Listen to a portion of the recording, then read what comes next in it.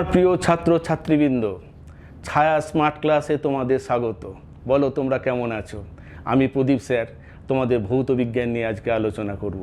ভৌত বিজ্ঞানের একটা বিশেষ অধ্যায় হলো চলতরিৎ। চলতরিৎ খুব গুরুত্বপূর্ণ অধ্যায়, এখান থেকে অনেক প্রশ্ন আসে। এখানে আবার এই অধ্যায়ের একটা বিশেষ অংশ হচ্ছে ওহমস ল। আজকে আমরা এই মুহূর্তে ওহমস ল নিয়ে আজকে আলোচনা করব। এই ওহমস ল নিয়ে যখন আলোচনা করব তখন তোমরা দুটো বইকে পাশাপাশি রাখবে, ছায়া ভৌত বিজ্ঞান ও পরিবেশ, ছায়া ভৌত বিজ্ঞান ও পরিবেশ শিক্ষক, এই দুটো বইকে তোমরা পাশে রাখবে। আমার এই পড়ানো আর তোমাদের ওই পাশে বই, এই দুটোতে তোমাদের পড়াটা অনেকটা প্রাঞ্জল করে দেবে, সহজ করে দেবে, তোমরা খুব সুন্দর করে দেবে। কোনো তড়িৎ বর্তনীর ভিতর দিয়ে যখন তড়িৎ প্রবাহিত হয় তখন সেখানে যদি বিভব পার্থক্য পরিবর্তন করা হয়, সেই ক্ষেত্রে তড়িৎ প্রবাহের কীরকম পরিবর্তন হয় সেই সংক্রান্ত একটি সূত্র দিয়েছিলেন ওহম। 1827 খ্রিস্টাব্দে বিজ্ঞানী ওহম এই সূত্রটা দেন। সেই সূত্রটাই কিন্তু এখানে দেখো বোর্ডে লেখা আছে, তোমাদের বইটাও পাশে দেখো, বইয়েতেও লেখা আছে পাশাপাশি। এখন এই সূত্রটা নিয়ে আজকে আমরা আলোচনা করব। এটা কিসের সূত্র? এই সূত্রটা দুটো জিনিসের মধ্যে, একটা হচ্ছে তড়িৎ প্রবাহ আর দ্বিতীয় হচ্ছে বিভব পার্থক্য কোনো বর্তনীর ভেতরেতে। ওখানে বলছে সূত্রটা কি? সূত্রটা বলছে পরিবাহী তাপমাত্রা, দেখো, পরিবাহী তাপমাত্রা ও অন্যান্য ভৌত অবস্থা অপরিবর্তিত থাকলে পরিবাহীর মধ্য দিয়ে প্রবাহ মাত্রা পরিবাহীর দুই প্রান্তের বিভব প্রভেদের সমানুপাতিক।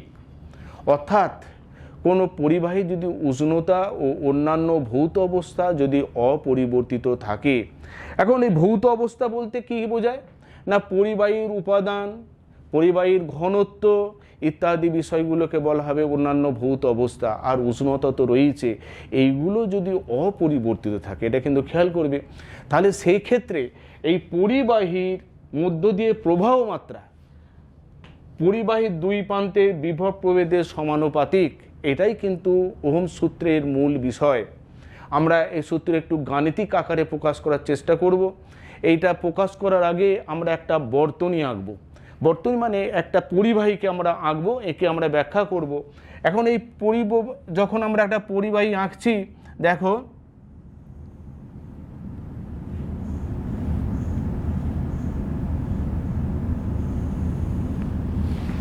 একটা পরিবাহী আঁকলাম, এই পরিবাহীর ভিতর দিয়ে তড়িৎ প্রবাহ যাচ্ছে, এখানেতে তড়িৎ প্রবাহ যাচ্ছে, এই তড়িৎ প্রবাহ হচ্ছে আই, তড়িৎ প্রবাহ আর আই।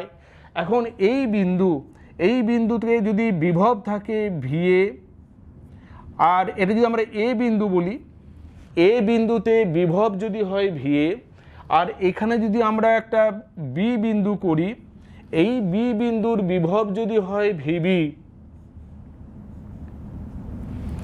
তাহলে তড়িৎ কর্তৃক কোন দিকে যাবে না, উচ্চ বিভব থেকে নিম্ন বিভবের দিকে তড়িৎ যাবে। অর্থাৎ তাহলে এ থেকে বি এর দিকে যাবে।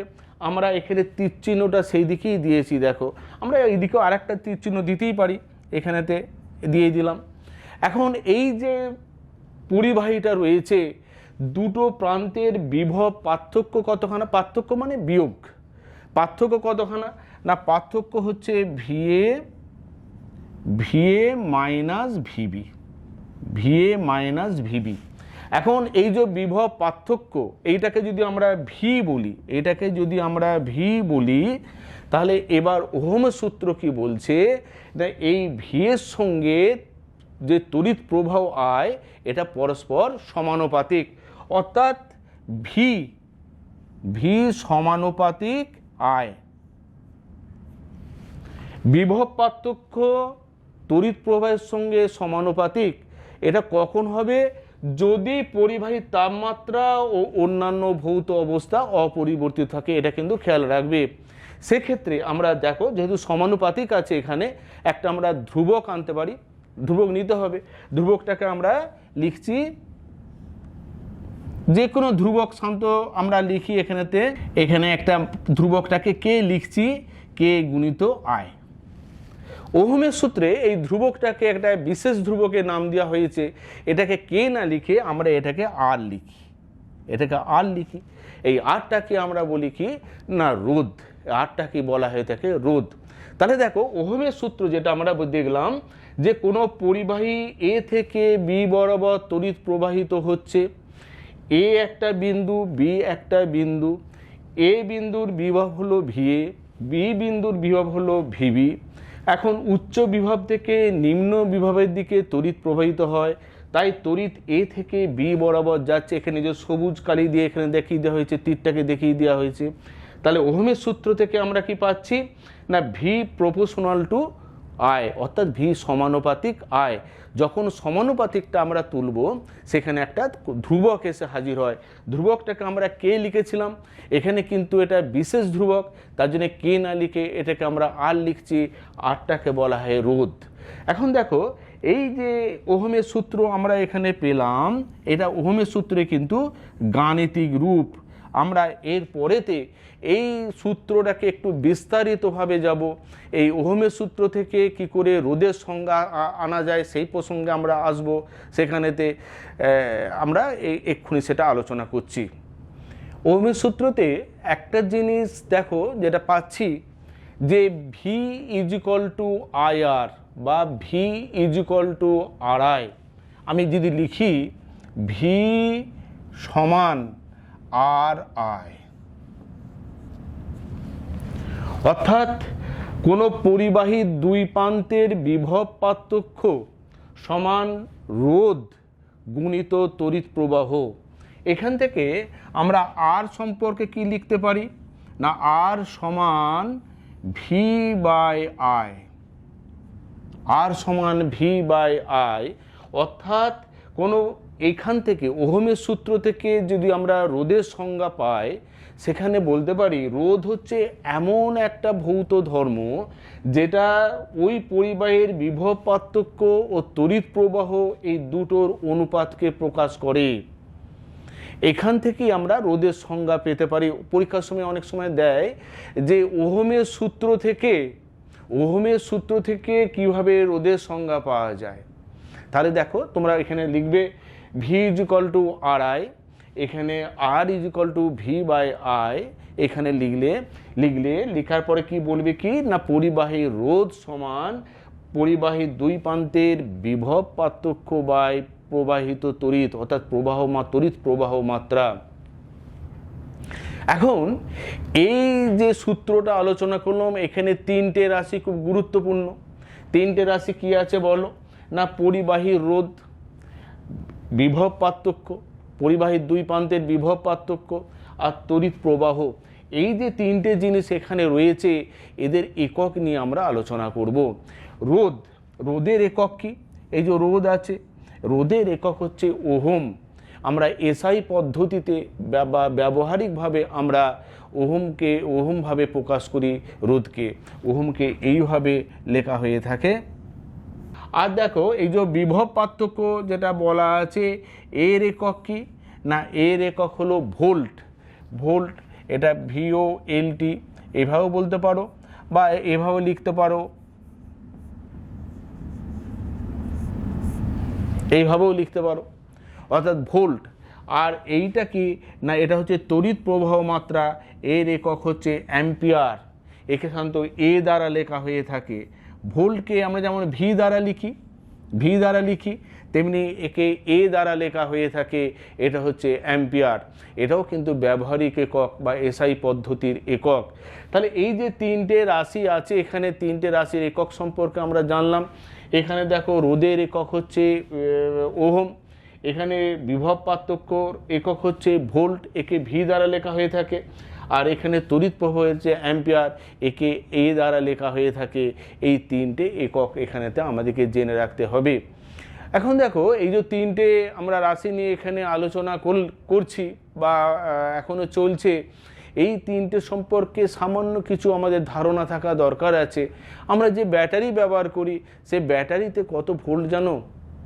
যে ব্যাটারিটা ব্যবহার করি আমরা, টর্চে যে ব্যাটারি ব্যবহার করি, সেখানে কিন্তু 1.5 ভোল্ট সেখানেতে। আবার দেখো এই ভোল্টেই যখন ব্যাপক আকার ধারণ করছে, যখন আকাশে বিদ্যুৎ চমকায়, সেখানে কত ভোল্ট জানো? সেখানে হচ্ছে প্রায় 100 কোটি ভোল্ট।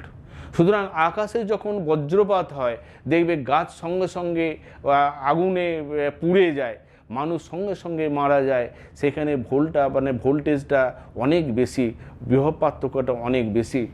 আবার এখন দেখো রোদ, মানুষ যখন এমনি শুষ্ক অবস্থায় থাকে, এখন আমরা স্বাভাবিক অবস্থায় রয়েছি, এখানে প্রায় এই রোদের পরিমাণ হয়ে থাকে প্রায় 5 লক্ষ ওহম।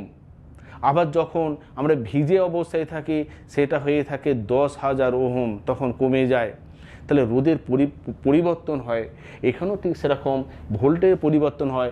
আবার এদিকে কারেন্ট, আমরা যে তড়িৎ প্রবাহ আমরা ব্যবহার করি বাড়িতে, যে তড়িৎ আমাদের সংযোগ আছে, সেখানে দেখবে সাধারণত 5 অ্যাম্পিয়ার পর্যন্ত তড়িৎ থাকে, আরও বেশি হতে পারে, সাধারণত 5 অ্যাম্পিয়ার পর্যন্ত থাকে এখানেতে।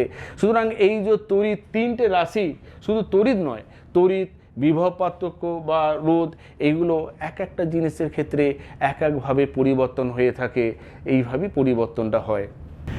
ওহমের সূত্রে আমরা দেখেছি V=IR। এখানে আরটা যদি ধ্রুবক হয় সেক্ষেত্রে ভি আর আই এদের মধ্যে লেখচিত্র অঙ্কন করি কেমন হবে।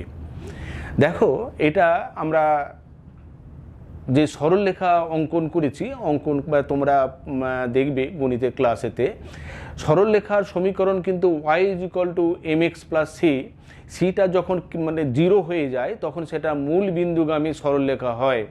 এখানেও সেরকম V=IR আছে। ভি আর আই এর মধ্যে আমি বোর্ডে লিখছি, দেখো যে ভি আর আই লিখছি,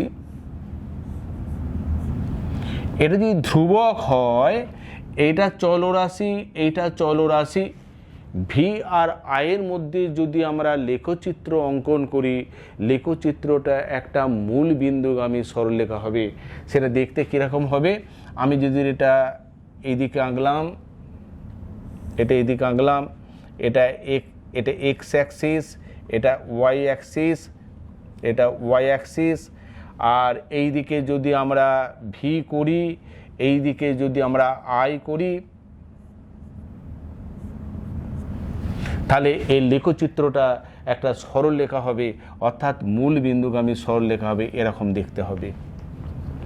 আমরা যদি মনে করি যে এখানে ভি না বসিয়ে এই দিকে এক্স অ্যাক্সিস বরাবর আই বসাবো, ওয়াই অ্যাক্সিস বরাবর ভি, তাহলেও কিন্তু হবে, সেক্ষেত্রেও কিন্তু সরলরেখা দেখতে পাওয়া যাবে, সে একই ধরনের দেখতে পাওয়া যাবে। যদি আমাদের এটা এক্স অ্যাক্সিস, এটা ওয়াই অ্যাক্সিস, আর এই দিকে যদি আই করি, এই দিকে যদি আমরা ভি করি, তাহলেও কিন্তু সেটা সরলরেখা দেখতে পাওয়া যাবে, সেটা সরলরেখা হবে। দুটো ক্ষেত্রে কিন্তু সরলরেখা দেখতে পাওয়া যাবে। ওহমের সূত্র এটাই বৈশিষ্ট্য, ওকে যদি আমরা লেখচিত্র দ্বারা প্রকাশ করি তাহলে কিন্তু সরল রৈখিক হবে। তবে কিছু কিছু ক্ষেত্রে যেগুলো ওহমের সূত্র মেনে চলে না, অওহমিক্স যেগুলোকে বলা হয়ে থাকে, যেমন ভ্যাকুয়াম ভালভের ক্ষেত্রে দেখতে পাওয়া যায়, সেক্ষেত্রে কিন্তু এই সরলরেখা দেখতে পাওয়া যাবে না। সেক্ষেত্রে কীরকম হবে না, সেক্ষেত্রে লাইনটা সরলরেখা না হয়ে একটু বক্ররেখা হবে। সরলরেখা যদি আমরা সেক্ষেত্রে আঁকি ভ্যাকুয়াম ভালভের ক্ষেত্রে,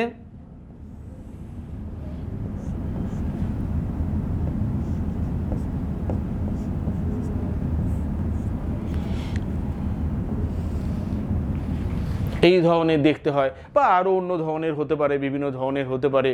যাই হোক, কিন্তু ওহমের সূত্র যখন সেটা মেনে চলবে, ওহমের সূত্র যখন হবে, তখন কিন্তু লেখচিত্রটা সরল রৈখিক হবে, লেখচিত্র কিন্তু এই ধরনের দেখতে হবে। তোমাদের মনের মধ্যে অনেকে কনফিউশন আসতে পারে, অনেক বিভিন্ন ধারণা আসতে পারে যে কোন দিকে কী করবো, কোনো বইয়েতে এটা ভি, এটা এক্স অ্যাক্সিস বরাবর ভি আছে, ওয়াই অ্যাক্সিস বরাবর আই আছে, আবার কোনো জায়গাতে দেবে এখানে আই আছে, এদিকে ভি আছে, দুটোই চলবে, সেটা তোমাদের কোনো সমস্যা কিছু নয়। এবার আমরা এই ওহমের সূত্র যে লেখচিত্র অঙ্কন করলাম, এবার কিছু আমরা সমস্যাতে আসছি, সমস্যা দেখে সেখানে সমাধান করব, অর্থাৎ কিছু এই ওহমের সূত্রের অঙ্ক কিছু আমরা দেখব, খুব সহজ অঙ্ক আমরা দেখব। তোমরা বইটা খুলে দেখো, তোমাদের পাশে যে ছায়া প্রকাশনীর যে বই আছে সেখানে দেখো উদাহরণ এক একটাই আমি একটু দেখি, ওইটাই আলোকপাত করছি, ওটাই আমি আলোচনা করব। দেখো একটি পরিবাহী দু প্রান্তের বিভব প্রভেদ 5 ভোল্ট, বিভব প্রভেদ 5 ভোল্ট। তাহলে আমি আগে লিখি কি কি দেওয়া আছে, যে লিখতে হবে তাহলে বিভব প্রভেদ একে ভি দ্বারা লেখা হয়ে থাকে, এটা সমান 5 ভোল্ট, 5 ভোল্ট ভি। আর কি আছে দেখো, যদি তড়িৎ প্রবাহ মাত্রা 0.2 অ্যাম্পিয়ার হয়, তড়িৎ প্রবাহ মাত্রা, আবার লিখি এখানে যেটা দেওয়া আছে, তড়িৎ প্রবাহ মাত্রা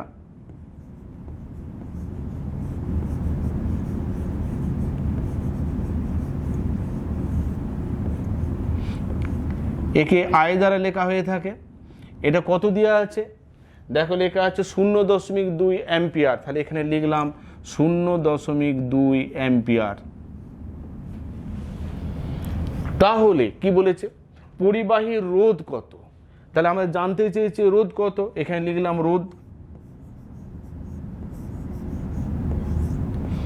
রোধকে আর দ্বারা লেখা হয়ে থাকে, এটা জানতে চেয়েছি তো এটা জিজ্ঞাসা চিহ্ন দিলাম।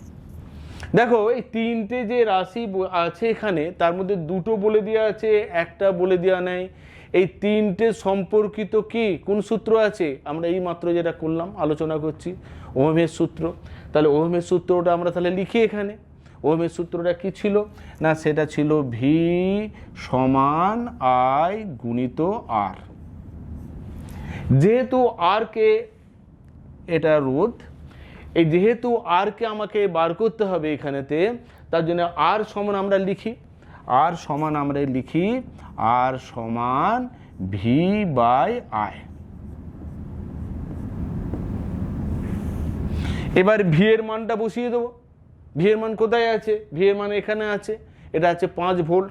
তাহলে এখানে লিখলাম 5 ভোল্ট। আর তলায় আছে তড়িৎ প্রবাহ, তড়িৎ প্রবাহ কোথায় আছেন 0.2 অ্যাম্পিয়ার, এখানে 0.2 অ্যাম্পিয়ার।